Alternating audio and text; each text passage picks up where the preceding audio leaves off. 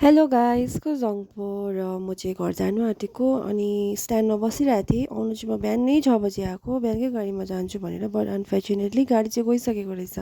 तर भए पनि म चाहिँ मङ्गनको गाडी पक्रेर गएँ। यो चाहिँ अन द वे मैले सानोतिनो क्लिपहरू बनाउँदै थिएँ।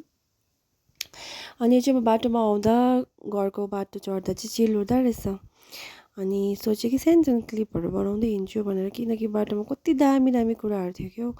अनि यो चाहिँ गाउँ हो। अनि मैले जाँदै जाँदै क्लोभ पनि भेटेँ हो। अनि कस्तो मैले 4वटा लिफ खोजेँ तर भेटिनँ। अनि जाँदा जाँदा चाहिँ यसो यो क्यामेरा एङ्गलमा पनि ट्राई गर्नु पऱ्यो कस्तो देख्दो रहेछ भनेर यसो भ्लग गर्दै आउँदै थिएँ।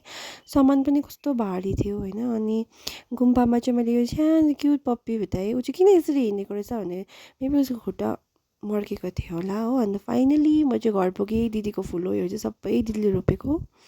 अनि मेरो छोरा चाहिँ यहाँ पानी खाँदो रहेछ, टोइलेटको पानी। उसलाई चाहिँ हालिदिएको पानी खाँदैन। म चाहिँ लुगा धुँदै थिएँ नि त, अन्त ऊ पनि आएर यसरी पानी खाँदो रहेछ। र म चाहिँ सबै काम सकेर चाहिँ चियाहरू दिदीले चिया बनाइदिनु भएको थियो हो।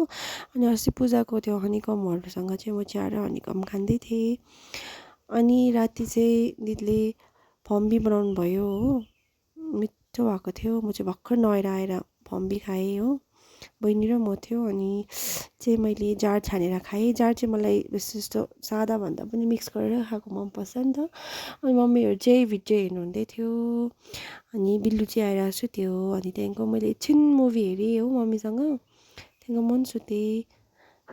By bye, that's it for today, see you next time.